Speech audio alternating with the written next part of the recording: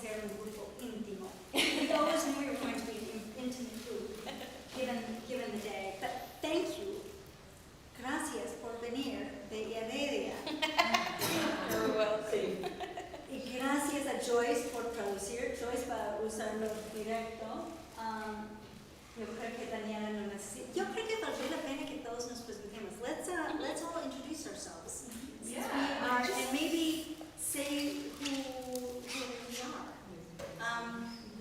And we'll start this direction and end up with Kim. And then Kim, Is everyone comfortable like this, or do we want to maybe be a little bit closer? so maybe Daniela and Paula can come into the center. So then The we center have circle. a conversation. Yeah. Well, and I really will, it'll be better to sit closer there, I think. But I'll be right back. Okay. Oh, And and I'm so happy to sit down, well, I have to also navigate with wherever you want to be is fine. And, are we recording yet? So we're about to start in just a moment. Janelle, we're inviting everybody up to the middle circle. So that's your chair or that's your chair. Just to make everybody a little closer, you can spread out a little bit more. There is one person who's receiving translation here, so probably there's more of a concentration over here. Thank you for your patience while we do the logistics of this. So I'm Katie Van Dusen, and I am the coordinator of the Monteverde Commission for Resilience to Climate Change, one of the sponsors of this conversation with Kim, and it's really wonderful to have you all here. En español. No, aquí, ahí está bien. Ok. Hola, soy Paola Arias, soy la coordinadora y la coordinadora de Mitchell. Mamá Olivia. Y ella es Olivia. Mother of Olivia, and this is Olivia. Joyce, you want to introduce yourself too? My Maybe name just is Joyce Lecto. Yeah, sorry. sorry, just one thing. I think if people speak Spanish a bit slower, I probably can understand, so that might help a little bit. Sorry, go on. No, I'm Joyce Lecto, and I'm here to interpret. Thank you. Hi, my name is Irene. I'm the communications coordinator here at the Institute, and I'm really excited to be here because I also studied fashion journalism, so for me this is like my niche. So yeah. I am Daniela, and I'm in charge of the community-based conservation program here at the Monteverde Institute, which a lot of it involves reforestation. Yeah, very excited to hear what you have to share with us. Hi, I'm Janelle Wilkins. I work sometimes with the Community Foundation, and we hope to have a fashion show in February Oh, nice. upcycling things, so I'm here to learn. Oh, cool. I'm Paula, and I'm a coordinator of the community garden. And I also work with a local farmers market over there. So I'm very interested to. Hi, my name is Barbara. I'm known for Monterrey, from the city. It's called the area, next to San Jose. And I am a textile designer and also a graphic designer. My niche is sustainability in general. I work in an innovation sustainable studio, and I also have worked in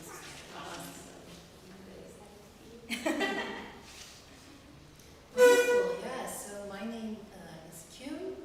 I serve as a professor of circular business at University in the Netherlands. I studied fashion design like last century, and then ventured into organizational anthropology actually for my master's, ending with doing a PhD on sustainable entrepreneurship in the fashion industry in Switzerland. So I'm super honored and happy to be here. Thank you for inviting me. I brought a few slides, but for me it's most important that we can have a conversation together, so I can share a little bit about what I think sustainable fashion and circular economy is about. But I'm also very eager to learn more about, gardening and more knowledge on nature, because in fact I'm moving a little bit with my research group at the university towards regenerative futures, regenerative leadership, and that of course is coming from a discourse of regenerative agriculture and practice. So yeah, let's make it as interactive as possible, and if you feel like, Kim, you're talking too much and it's not relevant for us, just cut me off.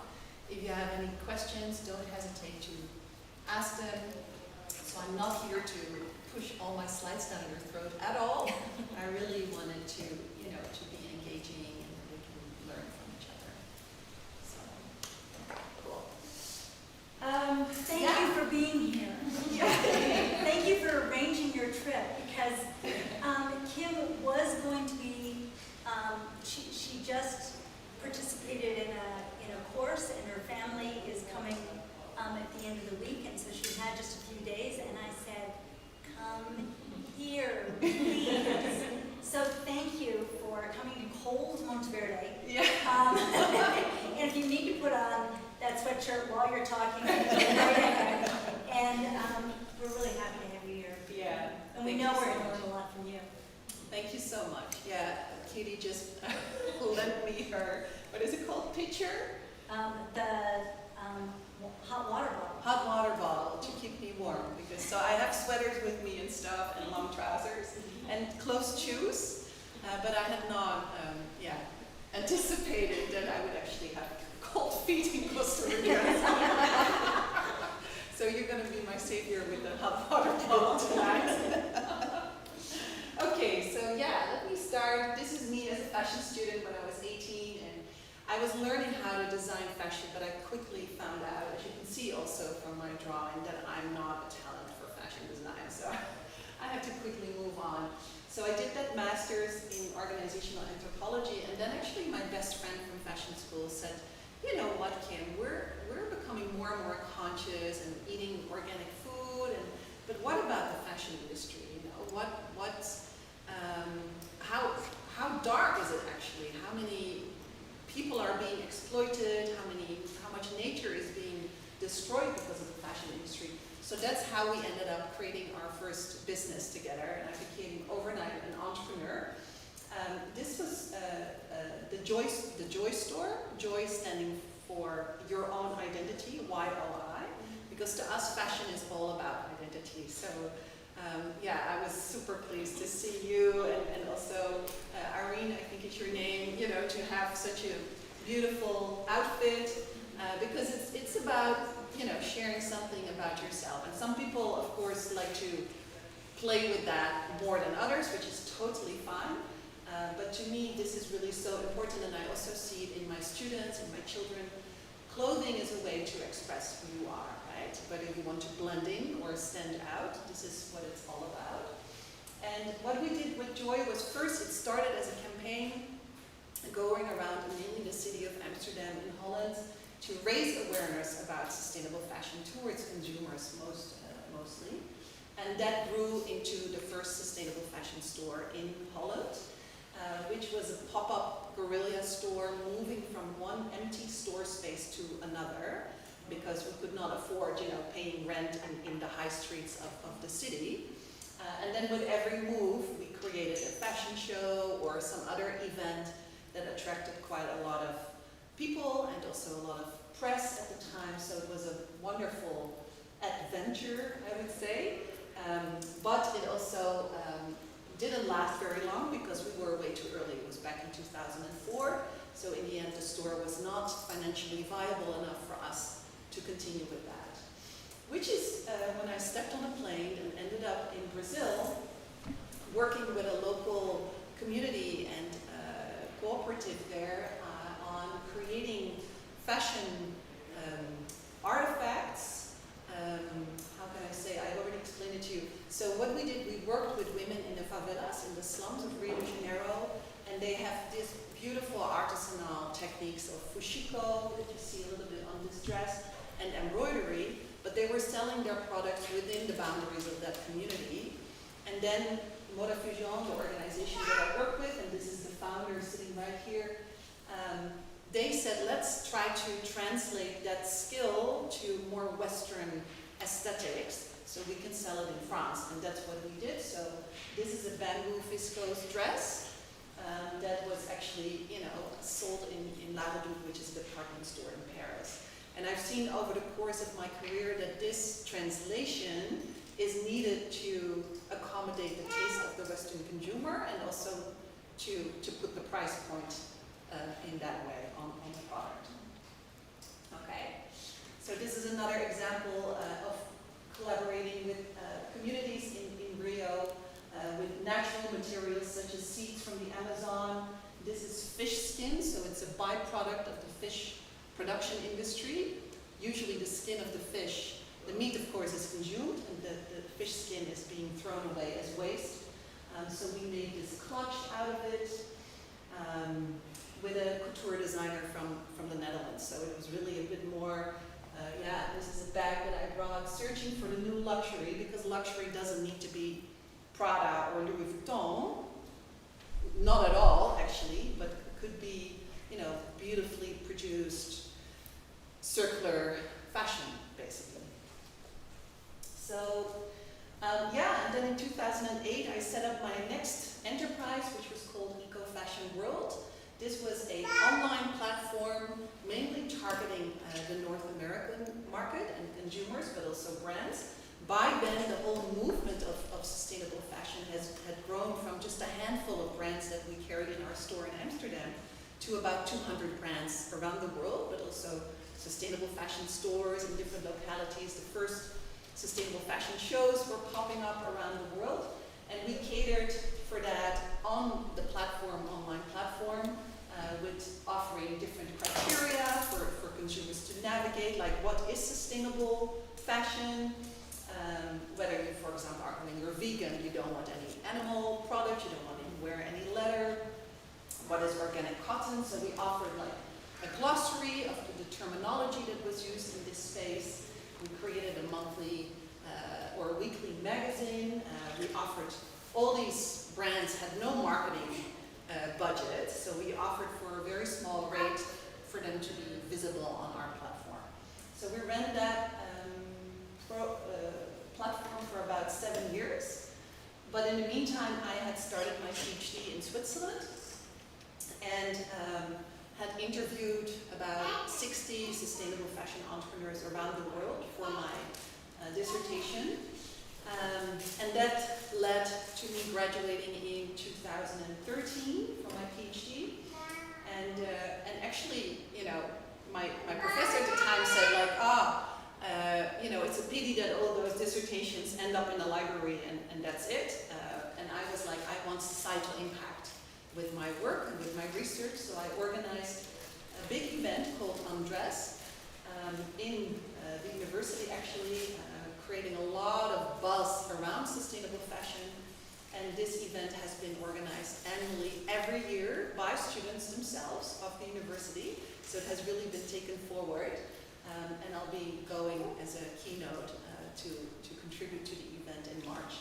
So I'm really happy, and it's actually now the main sustainable fashion event in Switzerland. So this is very exciting. Yeah. Okay. Yeah. Then a little bit further on in my journey, I moved back from Switzerland with my family to the Netherlands. Started working at Wageningen University, which is a very much an agricultural, food-oriented university. But what we learned quickly is that a lot of the knowledge on food supply chains we could actually also use for the fashion industry. And that is where we're coming into that space of, you can grow tomatoes, but from the stems of the tomato plant, it contains cellulose. You can make textile out of that. So the cross-pollination between food and textiles is very, very interesting. So we did a lot of research there with designers, with scientists on, for example, developing bio-based materials for the textile industry, such as mycelium, such as kombucha, algae, all these types of bio-based materials that can maybe, at one point, if we need more R&D for that, but replace the polyester-based textiles that we're suffering from today. Because for me, the biggest eye-opener when I started learning about the circular economy was really like, okay, we as humanity create waste, and we don't know what to do with it, and we're polluting our planet with it. But nature, with 3.6 billion years of R&D, there's no waste. I mean, you know, a forest like this, in the Netherlands, for example, when the leaves fall to the ground, what do they do? It's not waste. It's actually nurturing the soil. So this was such a eye-opener for me. Like, why are we so stupid? Basically, as a humanity. So yeah, this was the president of the university wearing a completely bio-based outfit with a scarf painted with bacteria in a lab. So, you know, not using the very polluting textile inks that are usually used. And a mycelium wristband for her watch. And this is a letter, her shoe actually, that we created a golden heel with. So the heel of the shoe with Pinatex, which is a fiber created from pineapple leaves. So I'm sure you could also do that here in Costa Rica with all your amazing natural resources. And this, again, is the bacteria dyeing technique that was then the designers who developed this partnered together with Puma on this project called Design to Fade, to really also change the perception that we have as consumers, but also fashion companies, that when we create one pink t-shirt and we produce like a ton of them, they all need to be the exact same pink. And when you wear that t-shirt as a consumer, that it needs to remain that same pink forever. So how can we create an awareness that fading or colors changing actually might be much more interesting, you know, for wearers like us. Okay, so when I got offered this professorship at my current university, I left Wageningen and have been doing a lot of different types of research around sustainable fashion. One of them, we just finished in September, was called Next Fashion Retail, so very much focusing on retail companies in the Netherlands that want to sell more sustainable fashion brands, but they're not selling as well as the non-sustainable fashion brands in the stores, which then sometimes leads to phasing them out again. So we have a wide range of sustainable fashion brands on offer nowadays, Dutch brands, but worldwide. So how can we keep them in the stores, and how can we increase the awareness amongst the employees of stores to know the story and to be able to sell that alternative to a more polluting product, basically. So the project was around that, and in the end we created these like artifacts, visual merchandising in the store that helps to have the conversation about sustainable fashion between the store salesperson and the consumer, because they both want to sell or buy more sustainable fashion, but they don't dare to converse about it. So we call it the green elephant in the store. Another project that I'm also very passionate about is called Treasure. So we're creating treasures for Paris Couture Week, for the catwalk, from textile trash. We're collaborating here with several companies, one of them being a textile collector and sorter. So we have containers in the Netherlands on Dutch streets. Out of them, there's many different business models around that. What we're doing is that we take those different streams of textile waste and we create, we completely tear them apart in a factory in The Hague, and we create a felt out of it. You know what a felt is? And this felt has been used so far to create more like accessories and other types of products, and we're now developing that felt into a wearable cloth, because the Dutch, if I'm going too fast, please tell me so. No, I'm just making sure she wants to. She Okay. understands a lot of English, so Oh, I'll tell you when I need it. So And ask the questions, huh? Okay. I'm just rattling on, you know, I can speak for 3 weeks straight, so. Yeah. So, the Dutch government has the ambition to become fully circular in 2050, so to really achieve that circular economy. And in 2030, the goal is to have at least, I think it was 20% of recycled content in the textiles that enter the Dutch market. And at the moment we're at 1%, and it's almost 2024, so there's a lot of work to do. So this project was really born from the desire to let's move this, you know, because recycled textiles are very often seen by fashion companies as not attractive enough, by consumers as, that's dirty, it's not nice. So we're working together with Ronald van der Kamp, who is a Dutch sustainable couture designer who dresses celebrities like Celine Dion and Gwen Stefani and Emma Watson. And so he gets quite some global media attention with his work. And this is what he has created out of that felt, which was white felt, graffiti painted during Amsterdam Fashion Week, and then this couture item was created out of it 2 years for Paris Couture Week. And then here, this lady, Camila Cabello, is a Cuban-American singer with 60 million Instagram followers. So, you know, when she gets headlines like, oh, Camila Cabello is wearing sustainable couture, you know, we have reach. We're at least thinking and hoping that we can create a bit more awareness around this. And at the moment, of course, couture is, you know, his dresses cost like $10,000 or something. So this is not mainstream, not for the masses. But we're really now working on creating the technological innovation to make the felt into a wearable cloth for mainstream, you know, consumers like you and me, and to create a business case around that. So that's the project we're working on now. Should I say a few things about the fashion industry and why it is so polluting? Yeah?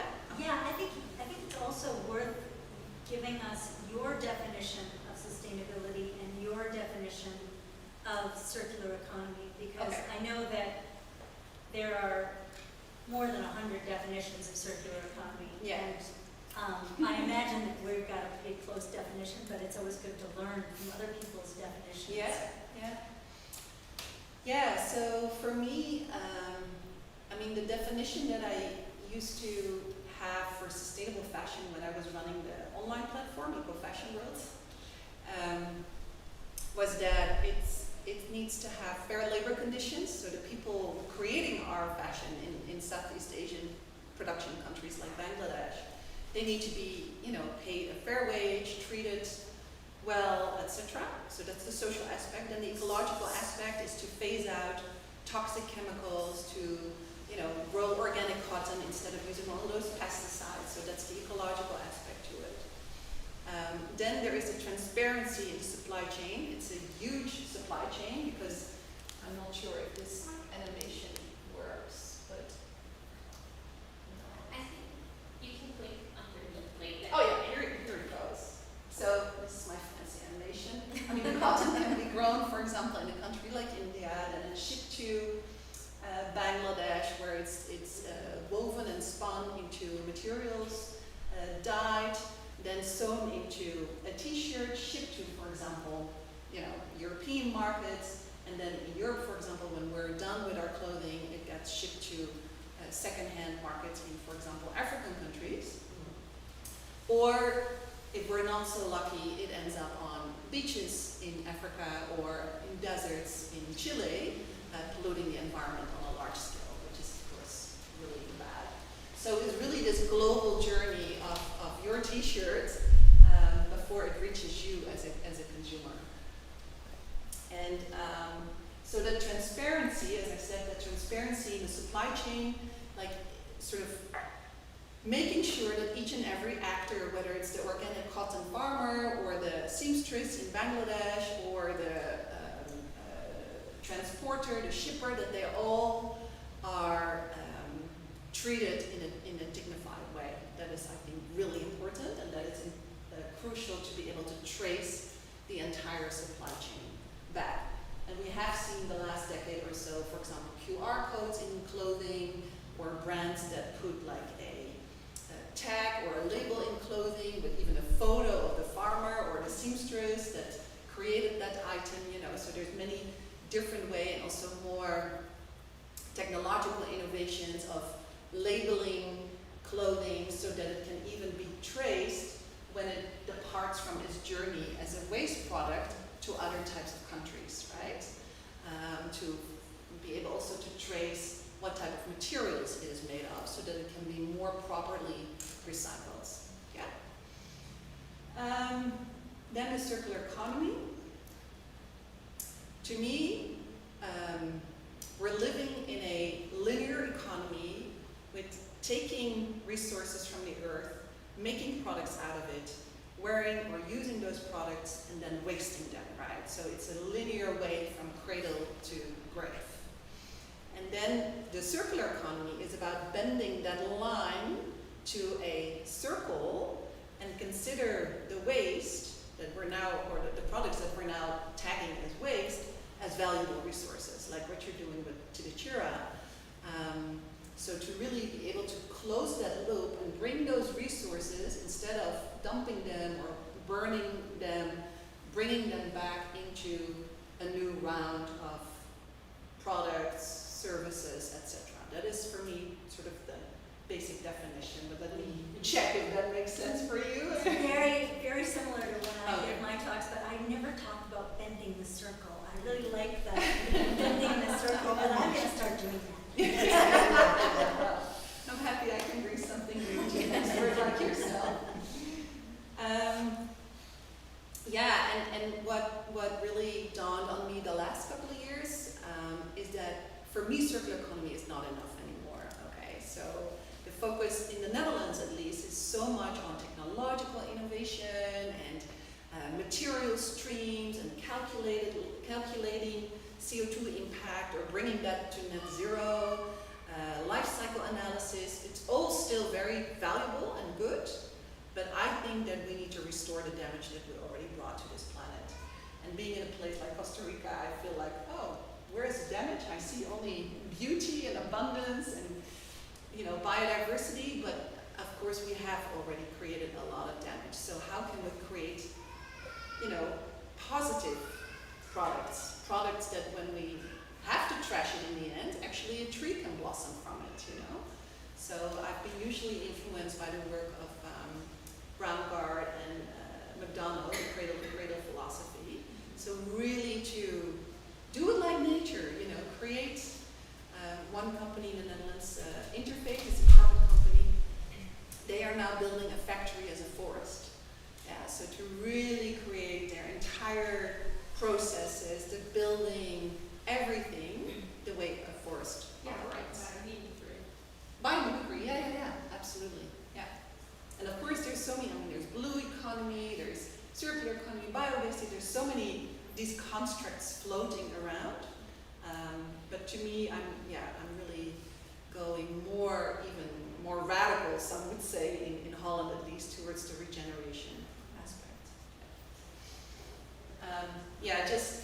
At the moment the fashion industry is responsible for 10% of global CO2 emissions, and if we continue in this pace, it will be 25% in 2050. So it's dubbed very often as the second most polluting industry in the world after oil, using a lot of chemicals, pesticides, etc. And the other things I've already mentioned, I think. And what we see, of course, it was already mentioned, I think, just now by you. My grandmother, she bought or made her winter coat, and it lasted for 40 years, right? People learned how to repair, how to mend a couple of decades ago, and all of this has sort of disappeared.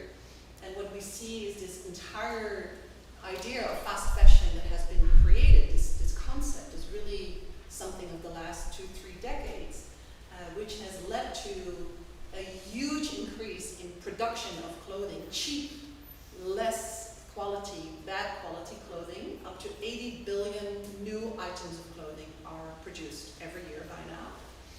And of course, the idea is that you buy something and wear it only 3 or 5 times and then trash it again, right? Because then you want something else again. So we buy much more, we wear much less long, and we trash it much quicker, leading to, of course, this huge problem of textile waste in the world that I just spoke about. This is a textile container in the Netherlands, and this is the inside of a warehouse in the Netherlands. I don't know what the Costa Rican reality looks like, but this is where our waste ends up. In fact, we are the trash for US. So it's the same Dynamic. relationship, Europe, Africa, Right. relationship is Right. the United States. Yeah, and then of course, at least we're seeing now that some African countries ban this textile waste because it's also messing up their local economy, you know. I mean, they should be producing their own textiles with the beautiful wax fabrics, for example. Yeah, but I mean, this is Chile, the desert there, and there's new clothing lying there with price tags on it. Like, it's just insane. Like, we're a really weird species, I'd say. Yeah, I don't know if you're familiar with the X-curve or the 3 Horizon model by Bill Sharp, originally developed by him. But the basic premise here is that we're trying to phase out the old system or the old regime that looks at that linear, way of ending up into waste. So making that movement, and instead create a new system, right? Whether you call it circular or regenerative, and that is about, okay, then in the end we have a resource again, right? And you could basically plot different business models, different initiatives, projects on this model. So I sometimes do that with my students.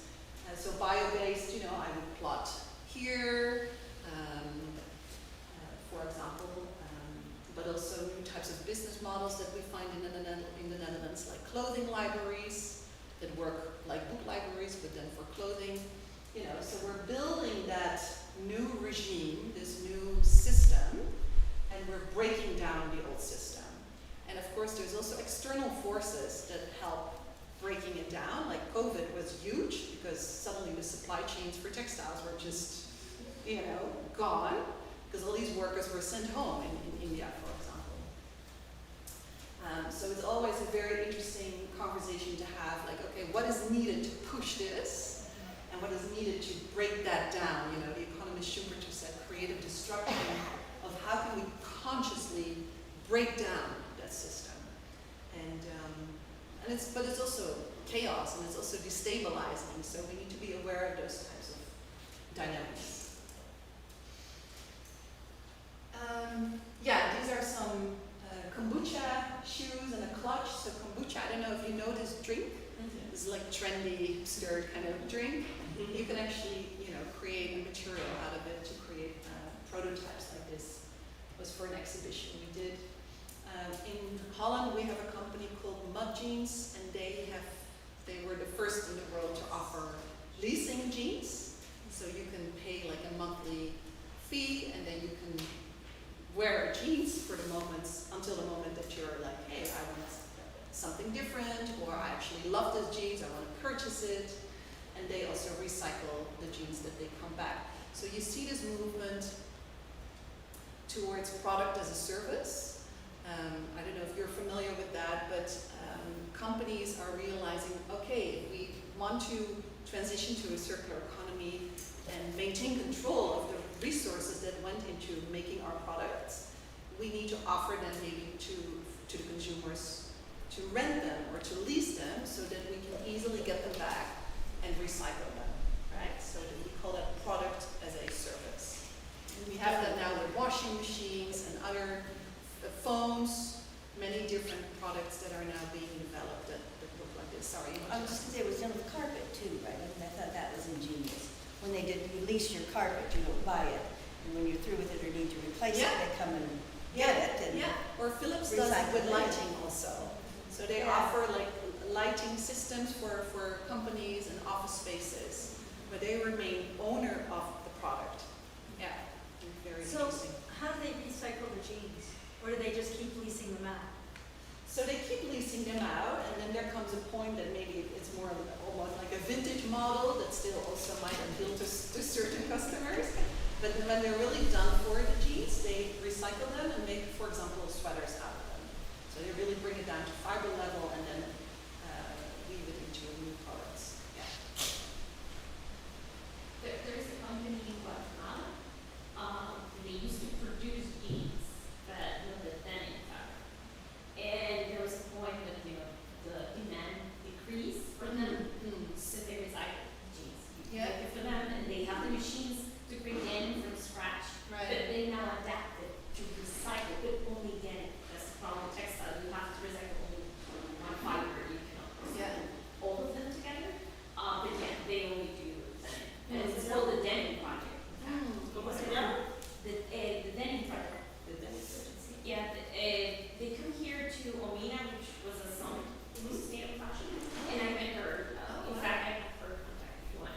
She's really nice. They have a company there in Guatemala, and they now move to recycle. Yeah. That's the hard part, and they already have the machinery. It's Well, I just, mean, if you have pure cotton in your jeans, it's much easier. But of course, with the rise of skinny jeans, elastan is a huge problem for recycling. Yeah.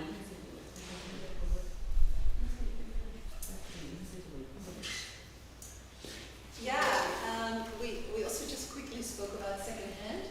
I mean, 10 years ago, I could not have imagined that secondhand would be booming like it is today, which is very, very promising. So some studies are even forecasting that the secondhand market share will overtake the share of fast fashion within the next decade. I think that's quite optimistic, but still, this figure shows, no, it's not working, this animation is not working. there. There you go, but it's in Dutch, I see.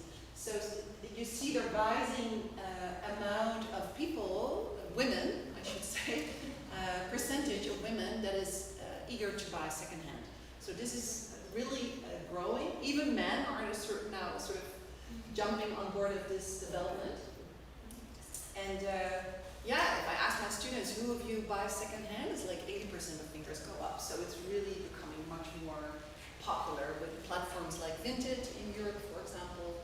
I think there are some American counterparts to that as well. I don't know if you have. It's very collective. Yeah. But do you have a Costa Rican version of it? Okay. Don't go in the US. But do Costa Rican consumers make use of it? In here, for example, in my town, right now after COVID, almost all the first-hand clothes, in store clothes. So right now you walk and in one block you have 3 to 4 second-hand stores. Wow. So right now in my town they only buy second-hand. And that's true here too. I think if you look at the stores in Monteverde, there are many more Ropa Americana stores than there are New fashion. The new ones.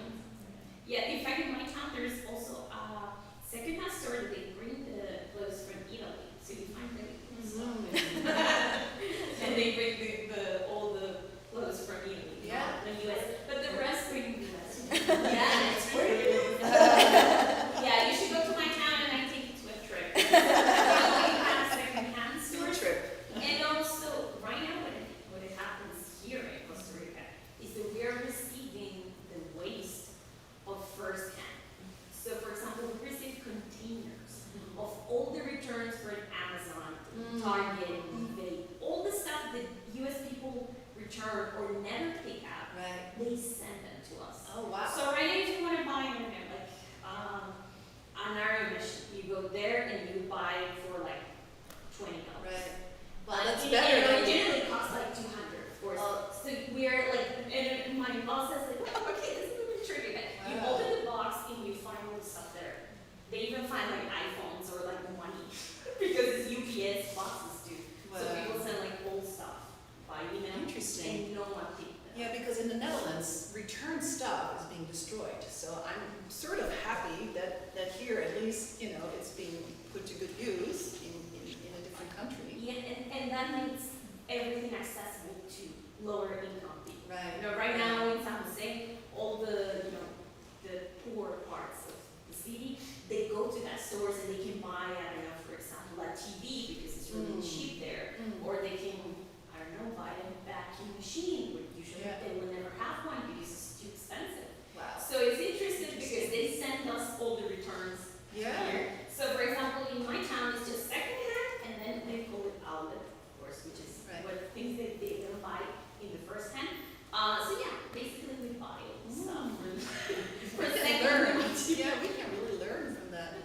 Yeah, That's so, good. Thank you. and also in general when the city's happening. I don't know if you have many there already outlets, but for example, I was a week ago in Guanacaste and they have a lot too. So people is buying their all this stuff. You know, Wow. our waste for US, but for us is Yeah, a cheer. yeah. that we Wow. can use. Cool. It's good in a sense. The bad thing with that is that there's also a lot of trash in there because there is a lot of things that break or that were broken in the first place. So there's a lot of diving you have to do in these outlets, in most of them, to get like a nice article that has all of its pieces together and such and such. Some other fancier outlets will have maybe done a better selection of the items, and then yes, you get great deals. And I mean, I do go to out of the outlets all the time, but sometimes, I mean, you see those boxes and it's all trash. So So that's also it waste is. that Costa Rica That's then the needs to thing. deal It's with. like there is two faces of this coin, right? Yeah. And it's the same thing with secondhand clothing. Mhm. I have always been. In Costa Rica we call it ropa americana, Yeah. American clothing, and all the stores have that name, right? Americana. And I love the clothes from those stores. One, because we live in a small town, and new clothes, everybody's wearing the same thing. Because there were only like 2 stores, they buy a bulk of 100 shirts that are the same, and then in your The town, identity part. everybody's wearing the same shirt. Yeah. And usually a fashion that you don't like. It is one person selecting the fashion of the entire village. So with the ropa americana, very rarely you find 2 shirts that are the same. It's actually a miracle, and you almost celebrate it. It's like, oh my God, I found another one that's exactly the same. But in another size, which is Exactly, even cooler. So you could have clothes that nobody else was wearing. They're usually better quality for less price than what you get here for the regular price in new clothing stores. Yeah, basically that, and very different fashion than the regular Latino fashion with the skinny jeans and such. Right. And the outlets, yes, they have that. Sometimes you find these little treasures and it's really exciting, but I'm on with that. There is all of this trash that these countries now don't have to deal with, Right. and we have to deal with that. So in a sense, sometimes I feel, maybe most times, like it's just them getting rid of the problem and us having to deal with that issue of now and the thing is that most of the developing countries, we don't have the best systems to treat trash, or we don't have any. Or like we have to ship, or we have to ship recycling to China because we don't have the technology here to break down glass or break down plastic. And I don't know, Katy may know more about this, but I know that there is a lot of things in Costa Rica that we can't recycle and we have to ship outside of Costa Rica. So the countries with the least resources to deal with the trash is dealing with the trash in the worst way, just sending it to a landfill and covering it with dirt. Right. Mm-hmm. in fact, there is, when the past government, right now we have the charter law. We have a Trump right now. So. Yeah, I learned this. But, In Holland as well, you just got elected. yeah, I heard it too. So yeah, we have a charter person. ¿Qué está But pasando? in the last government, the first lady, she talked with there's a woman called Patricia, she has a company called Awesome. Did you hear from them?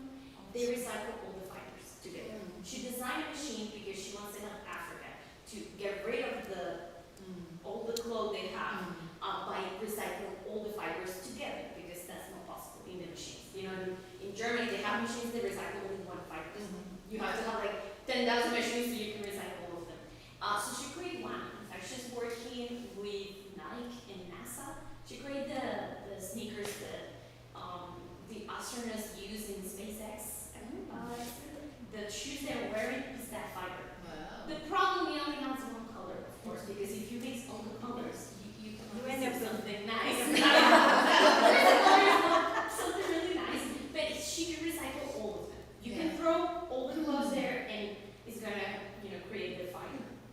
So she was suggesting that why you don't send us a machine here? So in Costa Rica, all the waste we can recycle again and use it for industrial or other sectors. Basketball courts for children. Exactly. And also industrial, we use clothes for protect stuff, things like that. So we can use it for other For stuff. insulation of the walls and Exactly. cars. Yeah, like cars or in machinery. Yeah. Machinery. So yeah, we were thinking about that, but it didn't happen, of course. But we hope we can bring that machine here too. And also there is, I work for a guy who he donates to Santa Cruz, the state of Santa Cruz. He donates a $1 million plan for recycling. And they have it right now there. And they're Something for using- Nicoya. Yeah. And if they have the machinery, they don't have to use it because people in Guanacaste is not recycling. And he brought the And machine. this is textile? No, it's for recycling plastic and all this stuff. And they have it there. Right now, there are a few women working in picking up the materials and trying to recycle them, but they don't have the knowledge to use it. So it's really unfortunate because we have that machine here in Costa Rica. I think it's a little bit far from here, but but we can use it, and right now it's not being used. I mean, it's closer than China. It's closer to China now, of course, just in the Pacific. But yeah, we should talk with them. The local government has the access. He donated the machinery to the mayor of Santa Cruz, Wow. and they have it there. Just I think think the of all ladies those would pick it up. resorts in Guanacaste. Just, talk to all those fancy resorts and say, come on, guys, you've Yeah. got to recycle. For sure. We're going to do a campaign that says you're not, or something.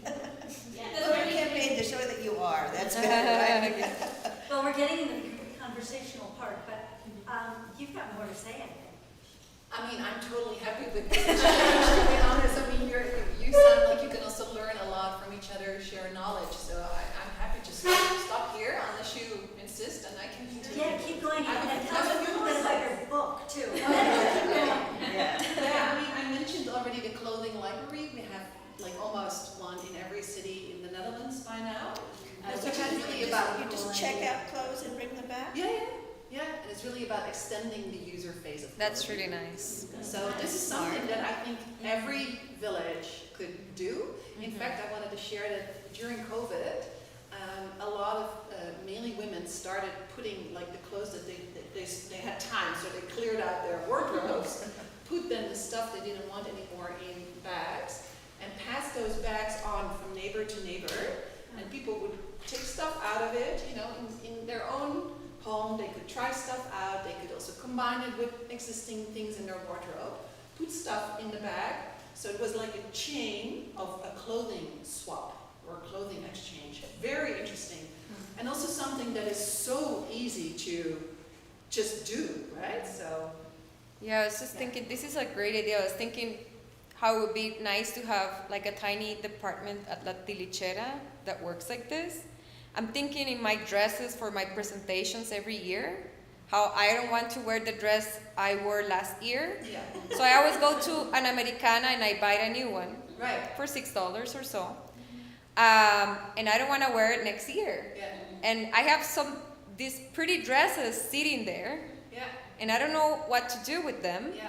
I sometimes want to bring it to La Tilichera, but at the same time, I am like, I want them to be available for more people to wear them to special occasions and not someone to just take them Yeah. and put them in a box in their Right, house Right. too. Yeah, so you could add a rental service, for example, right? When is your concert? It's coming up. Yes, tomorrow, the day after, and the day after that. Are You you want to come hear Daniela sing you're one of her singers? in one Yeah. in one of these dresses. I love to see your dress, but I'll come for your voice. Really clear. What time? Tomorrow we're going to San Luis. I don't know what time, but Friday it's here at 4. Friday here at 4. And then probably you know more about that than me, because she's from San Luis and she's probably going to that activity. And then we're going to the MFS on Saturday. I don't know what time. As part of the program. Yeah, but that's the thing, that there and in San Luis we're just gonna do a couple of songs. And so, as usual, Hugh ended up with a concert of like 12 songs. And then we were like, and when are we going to sing the rest of them? So we decided to add one here so that we can do the whole thing. Friday, 4 p.m. Wow. Is it like because of Christmas coming up? Yeah, it's a tradition, Christmas songs, just to celebrate Christmas and get the community together. And Yeah, and I totally recognize what you're saying because I deliver quite often keynotes and stuff, and people take photographs, and I need to manage my social media, and then I'm also like, hey, actually it's a statement to wear a dress several times, so that could also be an option for you, but then I, for example, go to a clothing library, so I rent something, or I borrow it from somebody else, I try to play with that and be more conscious, because a $6 dress is probably not produced in a very sustainable way. I mean, sorry to... Yeah, no, it's it's secondhand. It's already secondhand.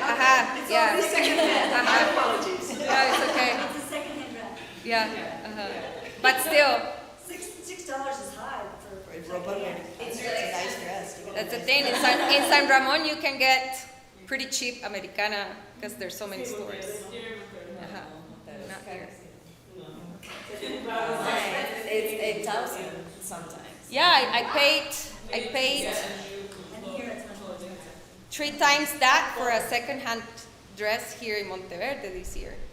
So renting it from La Tilichera for 1,000 colones, a nice dress for a Yeah, graduation or something like that, yeah. You could could have a be small, something that, Space.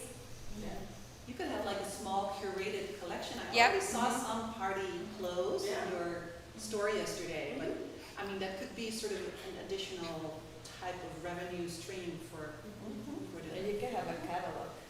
People can see it and go in person and check. or you know what, the dresses for Primera Comunión, Yeah, or quinceañeras. Yeah, wedding dresses. Exactly.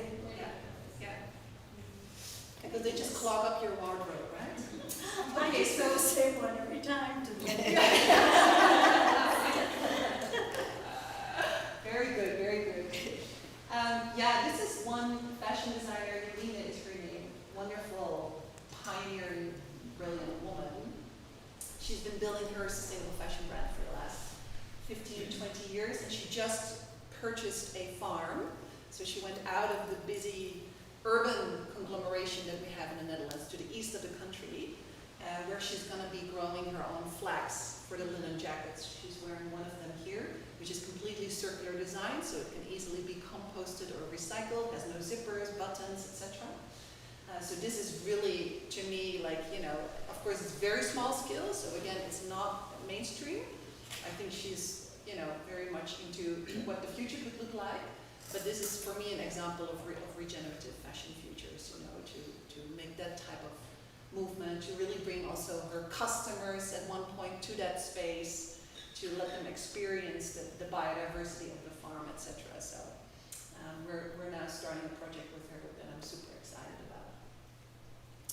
Another trend that we're seeing, especially also thanks to COVID, is the more local produce. I'm sure you have that. I saw in La Foresta, the shop here yesterday, some Costa Rican, designs and brands. So I think that is, being more and more valued also by the customers who are willing to pay a higher price point for it.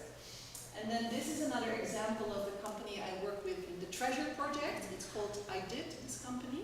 So they have their own factory now where they can recycle the lowest quality materials, textile waste that usually go into the incineration oven, and they make the felt out of it. And they work, which is interesting because that is their business model. So they started as a social inclusion project, bringing people with a distance to the labor market to work.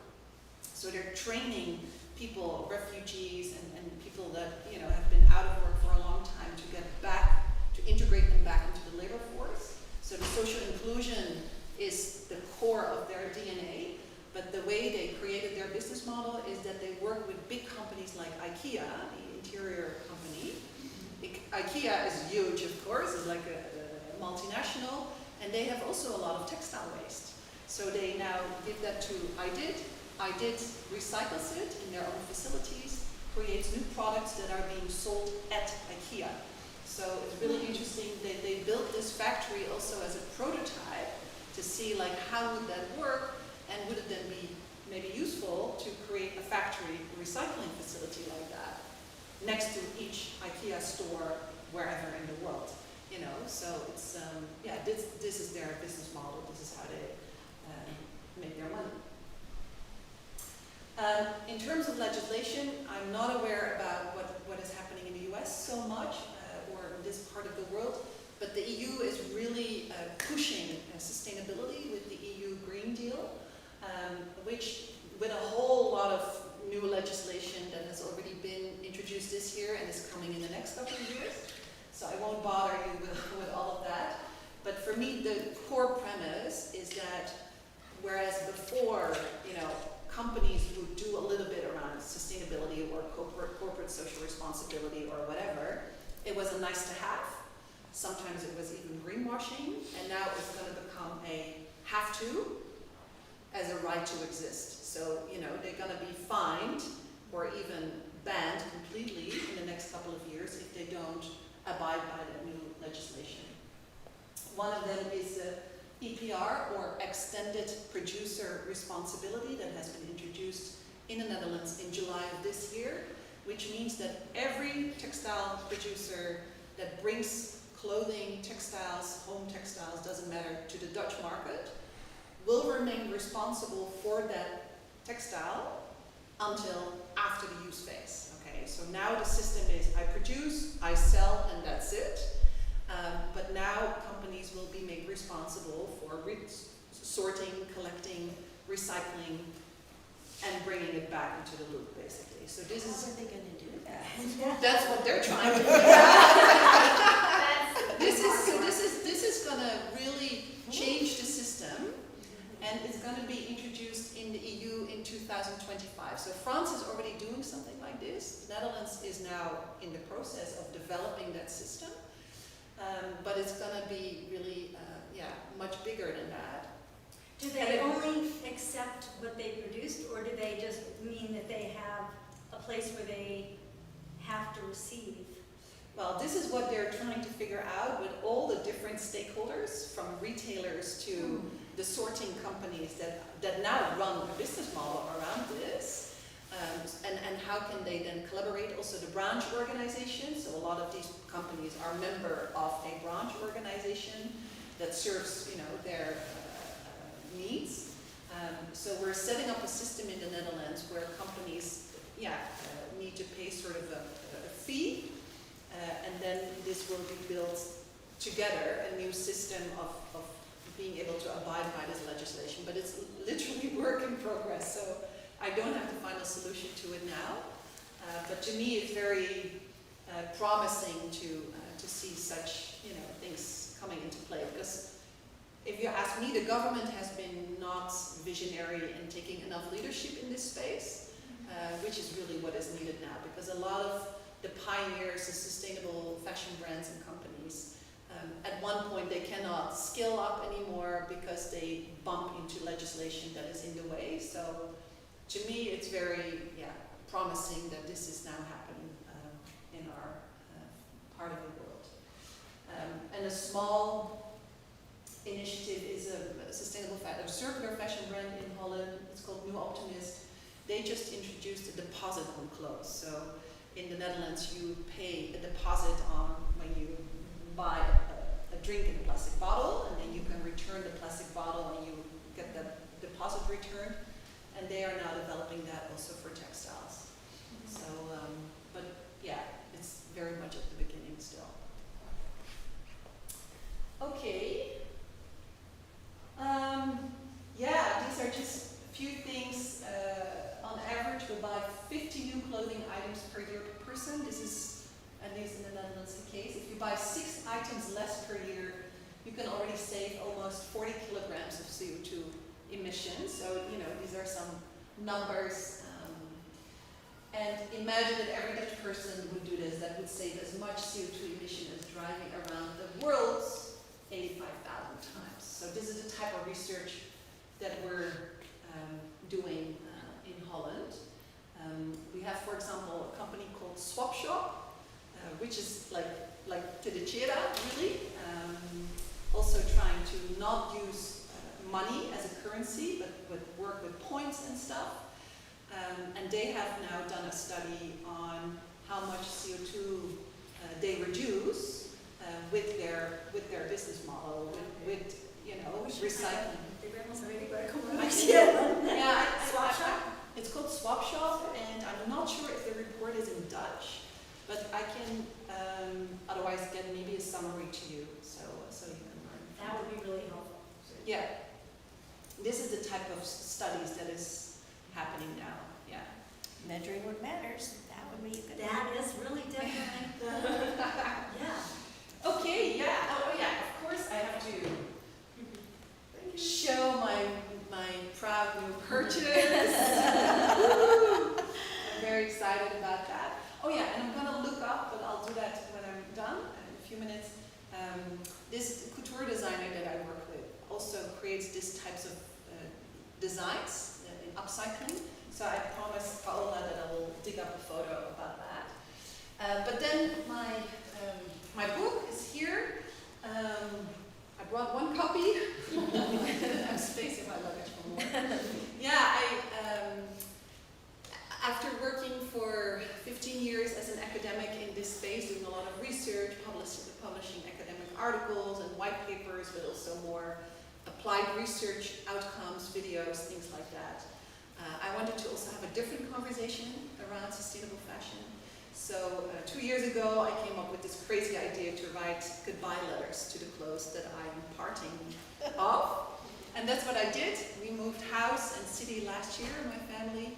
So I cleaned out my wardrobe and I, you know, had these items in there that were gifted to me by some of the sustainable fashion designers I interviewed for my PhD, or the dress that I had been wearing for 20 years and that had been mended for like 50 times and was falling apart. So, you know, it was really time to say goodbye. So this book is a collection of 24 love letters to my clothes, talking about all these different elements of, we call them R strategies: repair, reuse, recycle, swap, lend, borrow, but also the emotional connection that you have with clothing, certain items, you know. And it's also a reflection of 20 years of activism in this space, combined with, how can I say, with memories, or personal memories on, you know, what certain items have meant for me in my journey as a professor, as a mother, you name it. So that's the book.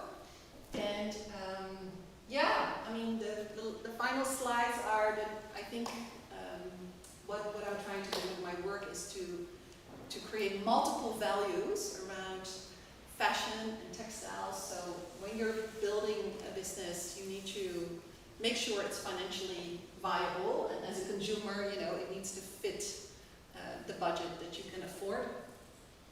And then you want that social aspect that I mentioned earlier. You want the ecological aspect so that it's friendly for the planet. You also want the happiness factor, because I've also fallen into the trap of buying things because I knew it was sustainably produced, but it was not really my style, you know? So that is also kind of tricky. So you also I think it's also really about awareness of what fits me, which colors work for me, etc. And that's actually an insight that I gained from the book, from writing the book as well. It's like, oh my gosh, some stuff actually didn't look good on me, you know, and I've been wearing it for 20 years, so it's also a very vulnerable piece of writing, to be honest. And the love, so, you know, the jacket that the leather jacket that you inherit from your grandfather, that, you know, is so worn, but becomes more beautiful with every wear. That is also important. So this is my final takeaway. Love your clothes, love yourself, and really take care of both, I would say. That's it.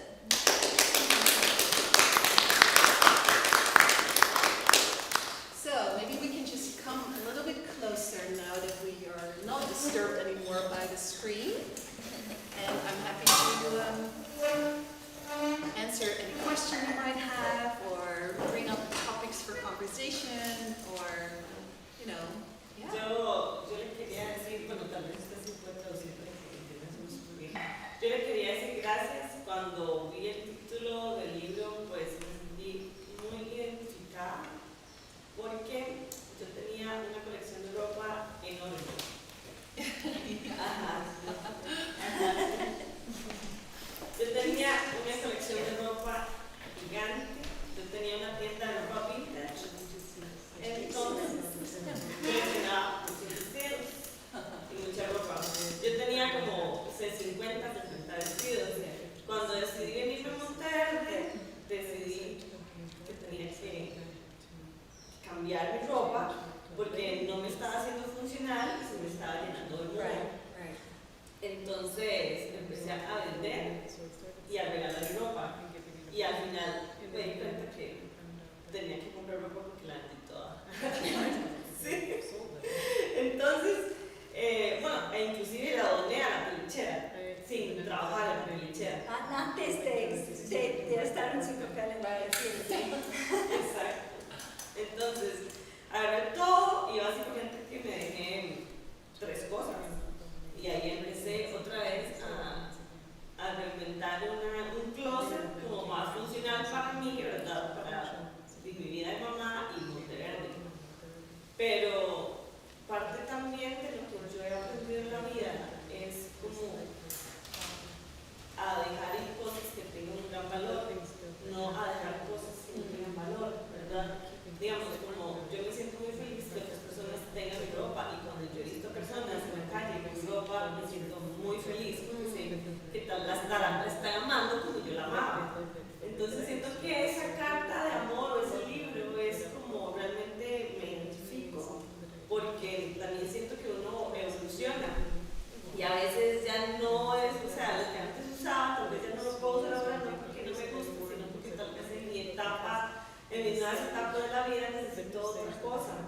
Y por eso me gusta que le tenga el título de Cartas de Amor, porque siento que realmente uno tiene como historia de amor con la ropa, más son las personas que nos gusta la ropa. Ajá, recuerdos, historias, anécdotas, citas, romance, o no romance, pero me explico, es como lindo saber que hay alguien que ama tanto eso como uno, y además de que pensemos o tengamos un estilo de vida o una filosofía o objetivos que queremos alcanzar por medio de lo que somos, ¿verdad?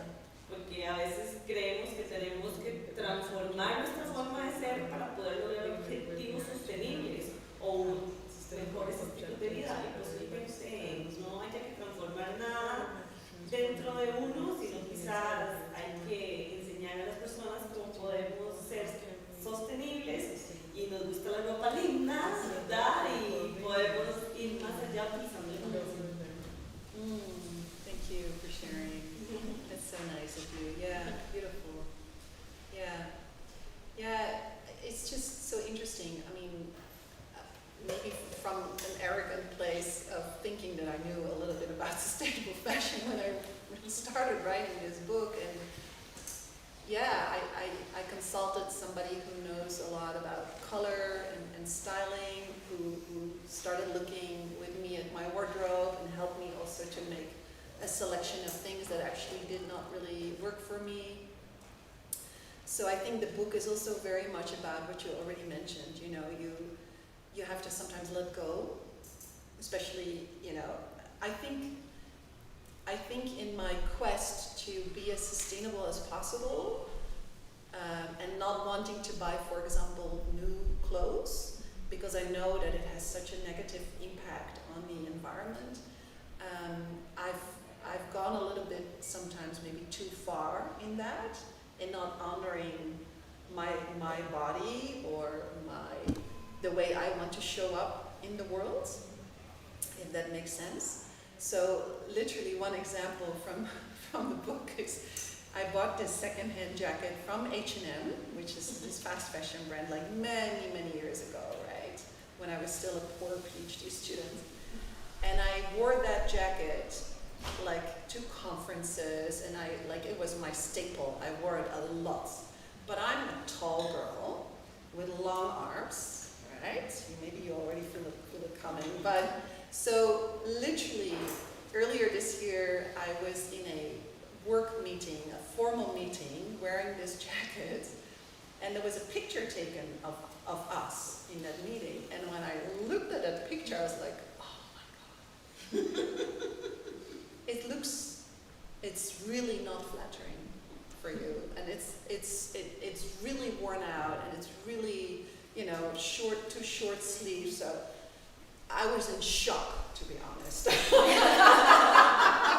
So I can laugh about it now, but I mean, I have a profession that requires that I come across as very formal, you know, in a university environment, in a business school. So also a fashion expert. Exactly. So you know, so that is why I'm also a little bit uncomfortable with my current outfit here. But this is Monteverde, and it's okay. Oh gosh, you'll be fine. So you know, so what's the balance between, you know, wanting to live as sustainable as possible and also honoring your style and how you want and need to show up in the world? And so it's a very, I don't know, subtle conversation, and it's also a very feminist conversation, I find, because I think for women it's even more important, you know, to, especially, I mean, a very male-dominated environment with a lot of suits, a lot of economists, you know, so it's very masculine, and I have a lot of masculine qualities inside of me, but still I also want to bring in that more feminine vibe, perspective, leadership, whatever you want to call it, and I can play with my clothes. So one of the things that this stylist and color advisor taught me is that I should just leave out the black, because it's not, you know, it doesn't go well with my complexion. And I've been experimenting with wearing more colors, and I've been getting feedback from unexpected corners saying, oh wow, you know, it's so, you're standing out, and you're, so again, it's this identity thing of how do I want to move in the world and present myself, right? And I think it's just, yeah, I think it's a very interesting conversation to have. How do I take care of my clothes? What type of clothes do I bring into my wardrobe? Which is, of course, the best place to shop is your own wardrobe.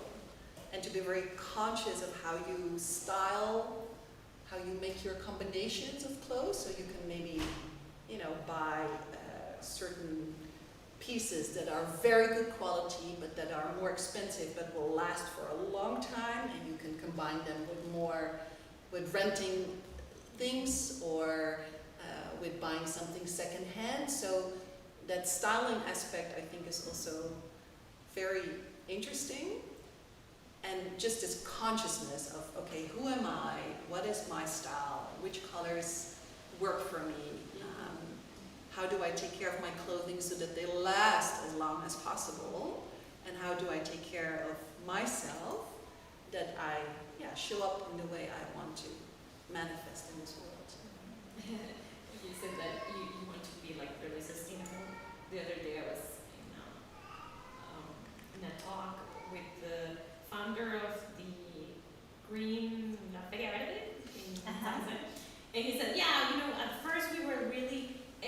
fundamentalist.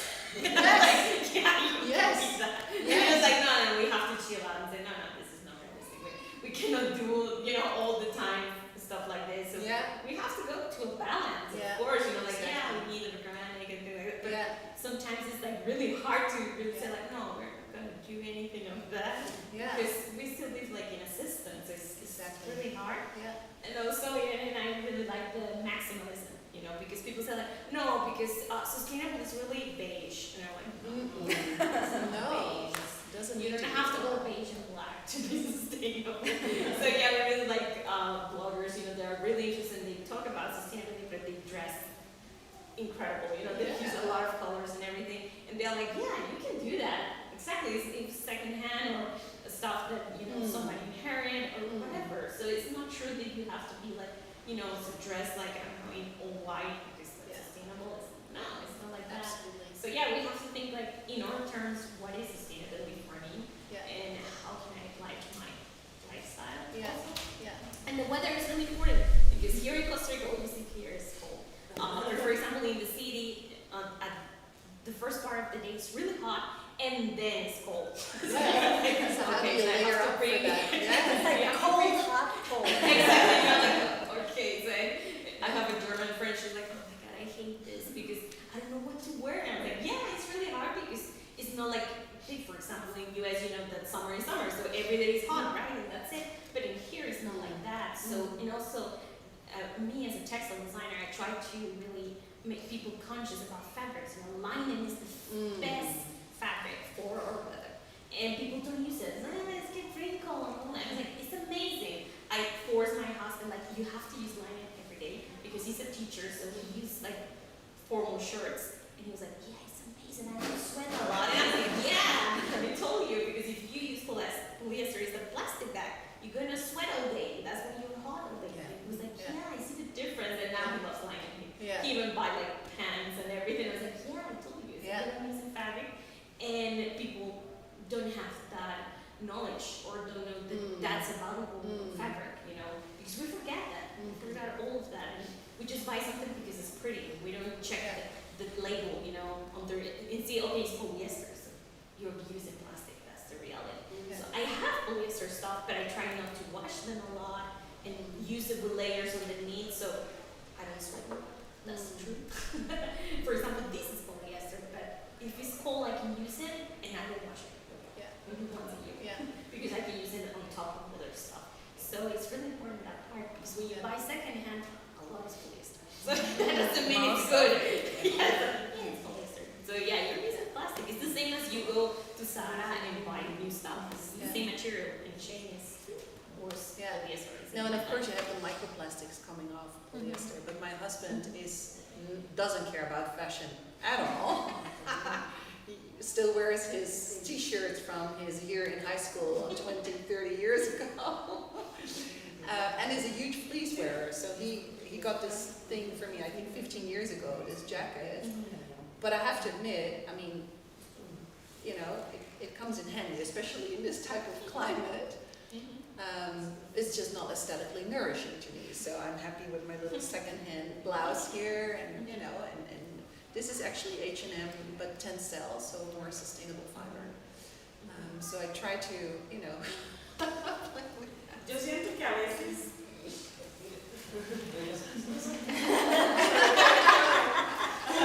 It's good to move a little bit.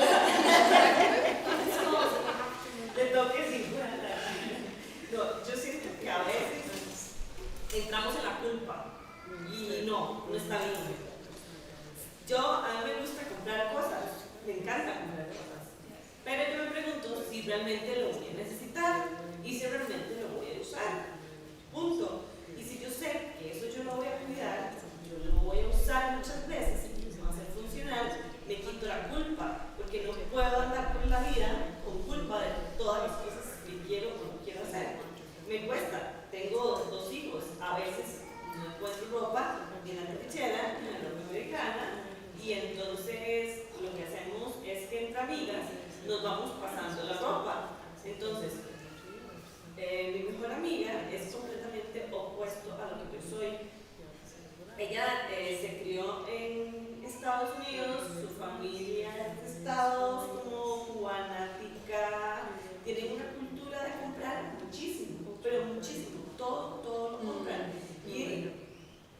cuando su hijo deja las cosas casi que nuevas, se las pasa a mi hijo. Pero le enseñó a mi hijo que hay cosas que yo no la había contado. Entonces ahora Teo tiene una obsesión con una marca de ropa en especial que es de fast fashion, porque mi amiga le regala cosas. Entonces él tiene una obsesión con esa marca. Actualmente. Por el momento. Exacto. Entonces lo que hacemos es cuidar la ropa. Si se le compra algo de ahí y las generaciones para abajo se le van dando a Braulio, a Ori y al otro amigo aquí en la comunidad, y cuando ya todo ya no se usa, le llevamos a la trinchera. Pero tratamos que entre todas tenemos como una cuerda y que lo que ya no usemos lo llevemos a la trinchera para que otra persona más lo pueda usar. Entonces, ¿por qué digo esto? Porque a veces nos entra la culpa como, uy, es que mejor no, uy, mejor sí. Yo lo que digo es, si voy a buscar comprar algo, voy a ser cuidadosa con mi ropa. Por ejemplo, me compré un jeans de segunda. Era Zara, no me di cuenta hasta que llegué a la casa, como que me probé todos y ninguno me quedaba, ese me quedó perfecto, es fast fashion, y no lo lavo. O sea, me dice la muchacha que me ayuda, ¿y esto? Lo lavo, no, todavía aguanta 5 o 6 puestas más. Cuando camine solo, lo lavo. Entonces, siento que también a veces vivir sin culpa es como muy bueno, porque no puede estar uno pensando siempre como, uy, estoy haciendo algo malo, que mis acciones dañan a otras personas, porque también yo siento que la sostenibilidad no solamente es para afuera, sino para adentro. Porque si yo estoy torturándome o haciendo cosas que al final siento como que estoy viviendo con culpa, entonces de nada sirve tratar de tener una vida sostenible fuera cuando por dentro no estoy siendo sostenible conmigo mismo, que siento que también es muy importante. Absolutely, I totally agree with you. Yeah, I mean,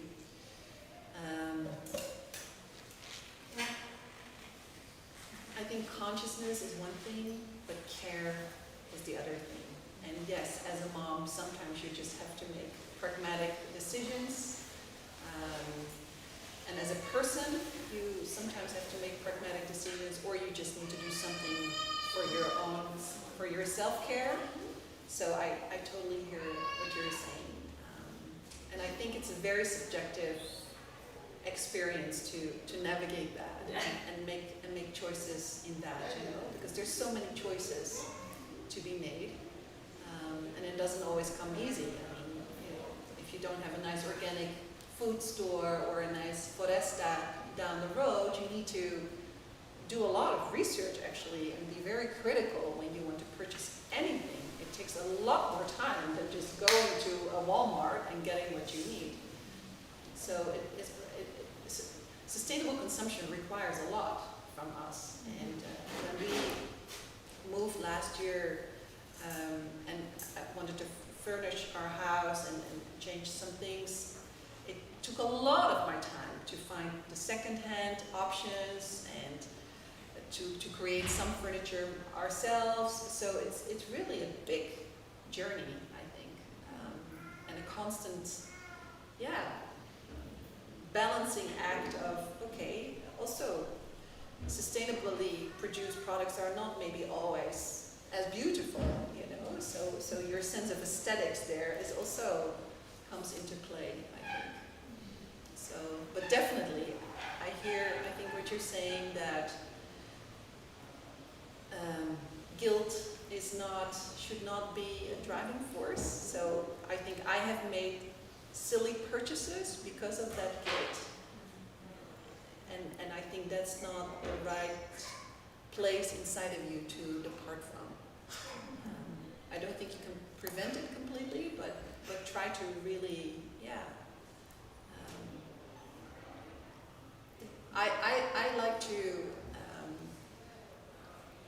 I like to live a life in abundance, but in a sustainable way, you know. And to me, wealth is being able to be in nature, and that's for free.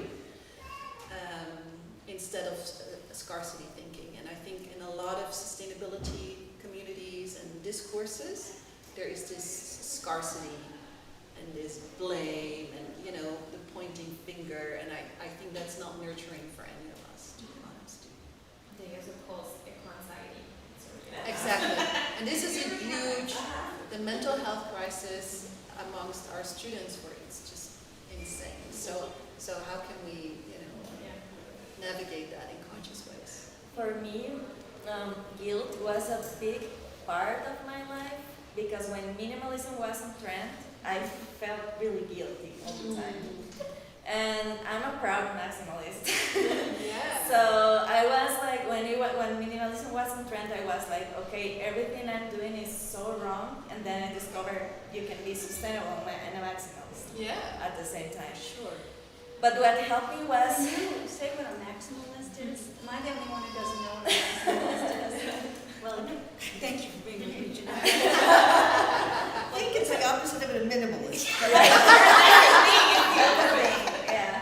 I mean, I have a huge collection of clothes, and I used to felt really guilty about it because, for example, my husband dressed all in black.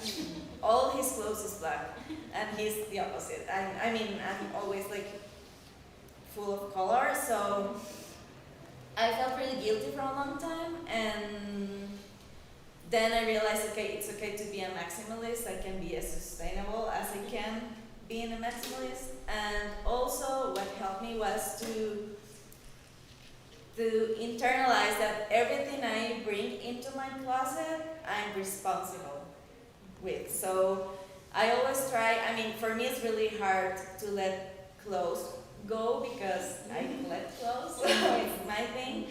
But when I do it, I always try to do it in a responsible way. Like I try to find someone who wants that piece of clothes, and if not, I can donate it to La Trinchera or bring it to the farmers market where we have a small space with secondhand stuff as well. But I think that's it, right? Just to understand everything you bring into your life, you're responsible with. So you need to take care of that thing. If I don't know, it could be a clothing item or something like a houseware or whatever. Yeah. And I think that's for me that's what helped me to understand how to be sustainable. That having a new home for that item, it does not serve me anymore. So Yeah, and that's the saying goodbye part, and also to see that I also like to see clothes, for example, as carriers of narratives, right? So if I pass on my shirt to you, you know, the shirt will create new memories with its new owner, right? Which is also, I think, a more nurturing way to look at it. And no, definitely, it was something that I wanted to say. I actually didn't buy anything new, sustainable, secondhand for several years. So I was almost like asceticism, or how do you say this in English? Like really very frugal. In not wanting to consume anymore. And I just noticed at one point, and I just realized that it's, for me, playing with clothing really is it's my playground, you know. This is my hobby, it's my passion. I have a very serious job, you know. I'm a mother, which is a serious job too, you know. So I just needed to bring color back into my life. And that's when I realized this is not sustainable for me to do it this way. And I need to allow a little bit of consumption into my life, and consumption in a sustainable way, to just, you know, have that juice in my life, that fun. So, yeah. I have a question, because you started a couple of businesses. Yes. So what can you give us as far as tips for doing perhaps some sort of sustainable, social, responsible kinds of things up here from what you've been able to see so far? Yeah. Yeah. Don't be Yeah. afraid to, you know, be bold and say, Don't do it down here. we need to hear it. Well, I mean, for my PhD, I interviewed about 58 sustainable fashion designers. And I think I saw sort of a division in two intentions of entrepreneurs starting your brand. One is to be in love with a certain product, wanting to create that in the most sustainable way and make a living out of it. So quite a commercial perspective.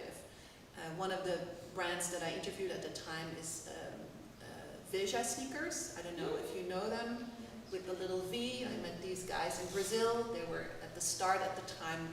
They've been around now for 15 years, I think, and they're hugely successful.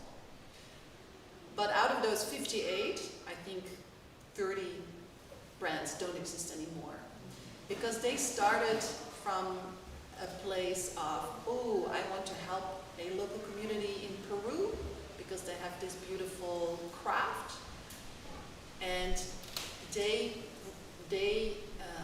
prioritized process over product. So they really wanted to share the story, they really wanted to help the community with all good intentions, which I completely admire and appreciate, and it was not financially sustainable in the end because the product did not appeal enough to the market. Okay, so one of the findings from my PhD was prioritize product over process. So you mentioned the word storytelling during our lunch just now. I think this is huge, but to have proper design of a product is key. And to know who is your customer and to appeal to that taste.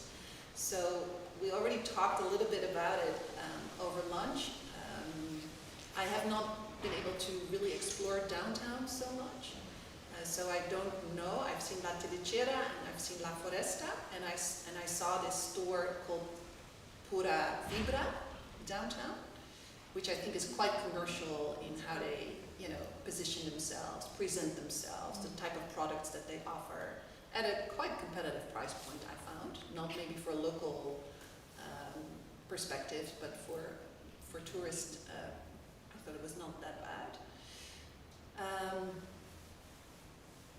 Well, Pura Vibra, that's the, that's Fernanda, the studio. Next to the pharmacy? Yeah. By the Here's pharmacy. the- Yeah. by It's the- very colorful, it looks like a gallery. I mean, the products I thought were quite commercial and appealing and colorful. She immediately came to me when I walked in and said like, oh, my husband creates these paintings and I translate them to all these types of products. So you can have a lot of thoughts about this, if it's right or wrong. You know, we can have that conversation, but I just thought that it was cleverly done and that they probably sell. That when you walk in, that these are produced here locally by local women and those kinds of things. I don't know how true that is, but that's one of the first things that she says. I think Well, I local might be like it. Costa Rica. Yeah. In Costa Rica, yeah, but I think there's some local seamstresses that do their bags and things too. I think so. So this is also quite nice, I think. Yeah, so when it comes, for example, to La Foresta, I really thought they had some amazing, beautiful products. Costa Rican made, sustainable materials. But I think location-wise, not every tourist will find them. So, you know, that is maybe a little bit of a disconnect. While they might, I don't know how they're doing, you know, in terms of sales and stuff, but they might be doing better if they're downtown. But then maybe prices of is expensive to rent. Right, okay, cool. And then for La Tilichera, yeah, I think we already talked a little bit about opportunities for expansion, and I was super happy that, you know, the municipality and also the bank are so generous in offering that space. There are spaces next to it, I thought, and so I was curious of like how could you maybe expand, make it bigger, maybe more attractive, I ran a little pop-up shop 3 years ago where we experimented with secondhand clothing and swapped clothing coming in, because I wanted to know, like, okay, so what is the best practice? Like, is it selling? Is it swapping? Is it renting? You know, so we experimented with these practices. And I found that the most money that we could make in that store was with the offering of styling advice, because most people don't know how to wear and style secondhand clothing. Huh. And Wow, we've got some experts here. And I think another, yeah, and I think, exactly. I think we have everything in the room already. And what I really, in Holland, there is a big sort of stigma on secondhand clothing because they have a certain smell. So they put off people that are not used to it. And I mean, I've been in sustainable fashion, and my mom and my sister know exactly what it is about, and still they never bought secondhand clothing until 3 years ago when I had that store, because we curated the items that were brought in just like you do with Trinchera, in such a way that it looked like a boutique, not a secondhand store. So we put it in colors, styles, we put items together that could create one outfit. We put we made sure that everything was washed and dry cleaned and looked really good, and that the smell in the store was good. So you can work with candles or, you know, perfume things. So it had the appearance of a boutique. And then when we offered that extra service of styling, that made a difference. I don't know if that would work. No, I don't under Monteverde if anybody would pay for styling. Maybe not. Oh, yes, they would. Well, I'm not sure they'd pay for styling, but they'd be more apt to buy if somebody is there Yeah. saying, Yeah. ooh, try this scarf Yeah. with that Yeah. skirt. Yeah. It's really, Yeah. it's really For sure. the salesperson Yeah. mode that's Especially that's style. Yeah. Especially someone that's already acquainted with what is in the store, because it can be quite overwhelming to walk into a store where you don't know where to start. Yeah. But if someone is helping you, like, oh, this can work with that. Yeah. So I mean, I would love to see Trinchera develop to the next stage and expand the space, and to create maybe a dedicated, you know, room or corner. You already have that a little bit for the toys and stuff, but when it comes to the clothes, to have fitting room, to have somebody who knows a bit about styling. I don't know, you I don't know, and to offer that honest advice. Huh? So it's very, because I've noticed also that people that are in this business that want to sell, also because they need to make a living, and they tell you it looks good while it doesn't, that's not okay. So you really, I mean, you have to look at body types, at colors. So you need to have a little bit of knowledge about that, and then to offer really honest and authentic advice to this customer. And I've had experiences with people bringing in certain items and finding out by combining things from the store that they wanted to keep that item instead of leave it with us. So they fell in love again with their own clothes. Well, how much more would you like, you know? So I think these are some of the things, and then the renting department of the fancy dresses. Yeah, I think there's many opportunities to. But what about things like, and that may not be Monteverde, but you know, this recycling pineapple waste stuff, so that you can actually start to make some sort of. We're always looking at how to diversify the economy because we're so dependent on tourism. Yeah, we didn't touch on the regenerative part at all. I mean, to me, this is, your ecosystem is of course overwhelmingly amazing, you know. I am absolutely in awe. Last week I've only been taking photos of all the flowers and birds and plants that you find here. So it's a conversation I'm having actually with garment manufacturers in Bangladesh at the moment, because what they're doing towards a circular economy is putting solar panels on the roof of their factories, which can be applauded, but to me it's Horizon 2, which means the X-curve model, it's what are we going to do with all those solar panels in 30 years from now, because they need to recycle as well, right? So how can you actually work with what you have right here, bamboo, all types of plants, all types of vegetables and fruits, and make, you know, bio-based materials out of that so that you can prevent the polyesters. So, I mean, I think the opportunities are huge, and then of course we need some technological innovation or facilities or infrastructure. And then I think Costa Rica is not necessarily originally a textile producing country, but that doesn't matter, because bio-based materials require a completely different process. They don't require sewing often, they don't, you know, they can be created in a very different way from our current supply chain. So I know one designer who creates mycelium from the fungi,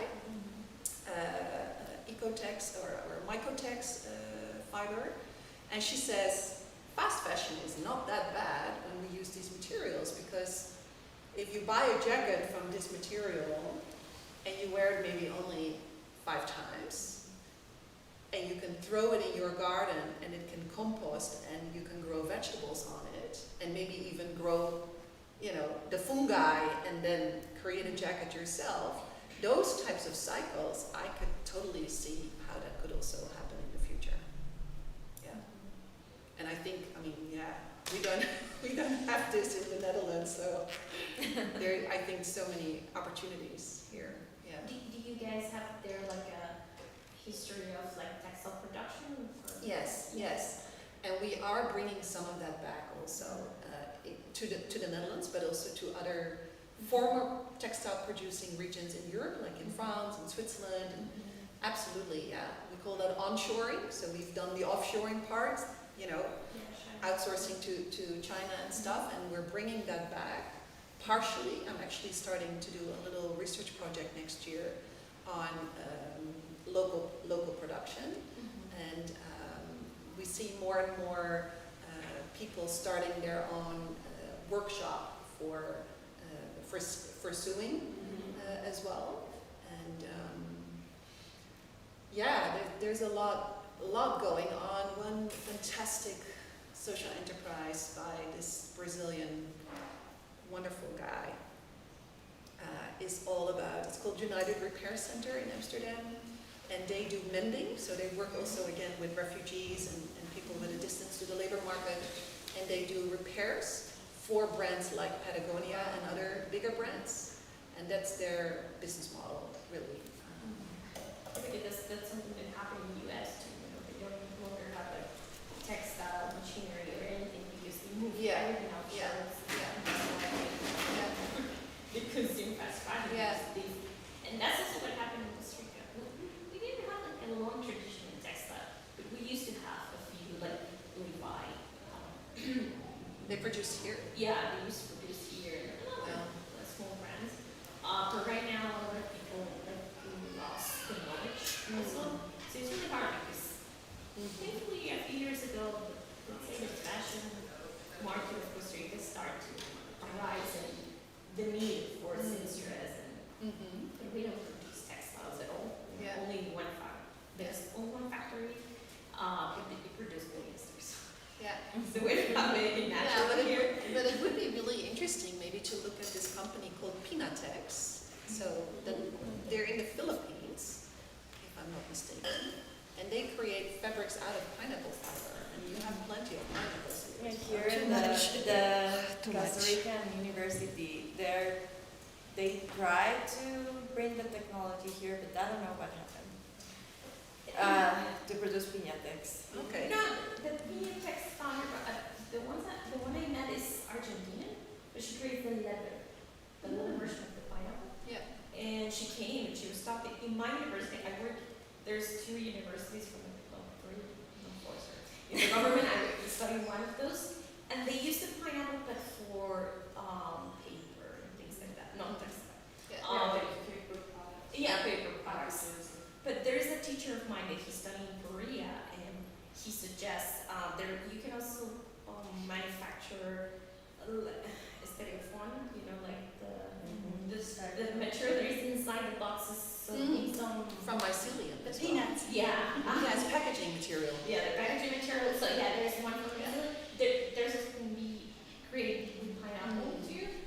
So for example, then in Costa Rica we can produce that. You know, export the for packaging. Yeah. Pineapple plastic bag. Yeah, exactly. Those pineapple plastic bag. So there's a lot of biomaterials that we can produce here, but right now we're not there. Yeah. We need Mary Hoffman to come here and say, Yes. Oh, wow. you know, and teach us like, yeah, sure, you can create all Yeah, those stuff. she's incredible. She's incredible.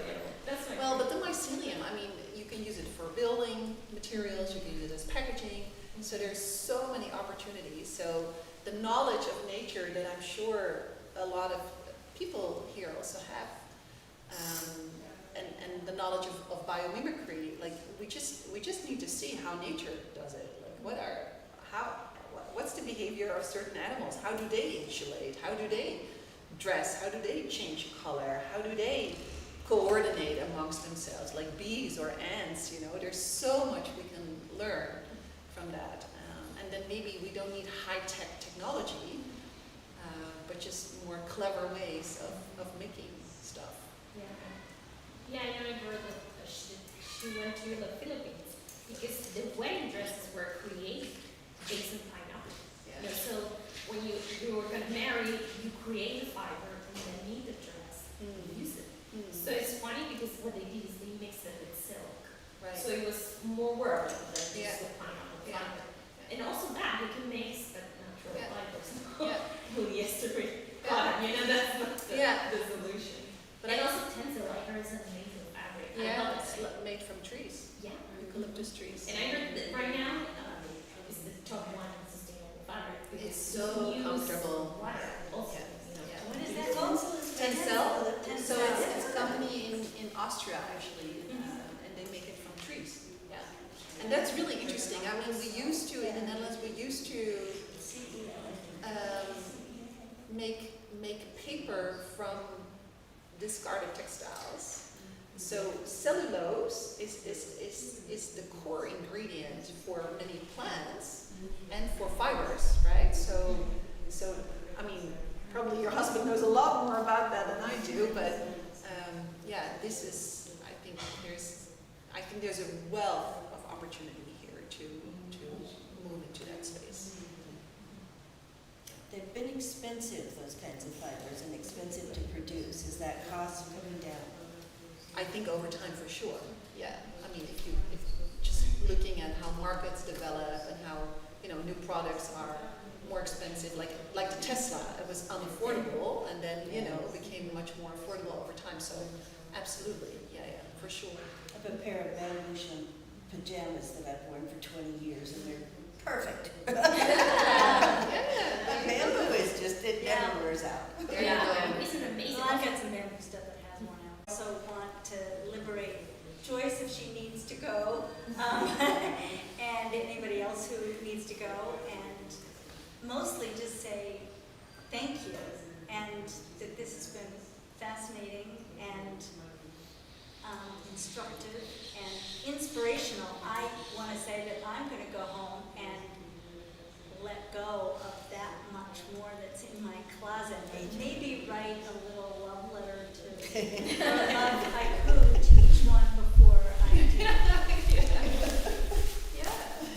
It's about valuing, you know, good stuff. Yeah, no, it's so often I keep it because for the sentimental value and not because I continue to wear it. Yeah. Yeah. Professional clothes, and now I'm not professional anymore. I can wear those. Yeah, thank you so much again, Katie, for having me, or inviting me, and all of you for having me. It was really wonderful to have this conversation with you. And in the spirit of creating photos, maybe we can just make a little group photo Yeah. outside, a little bit in the Yes. sun. I would love that.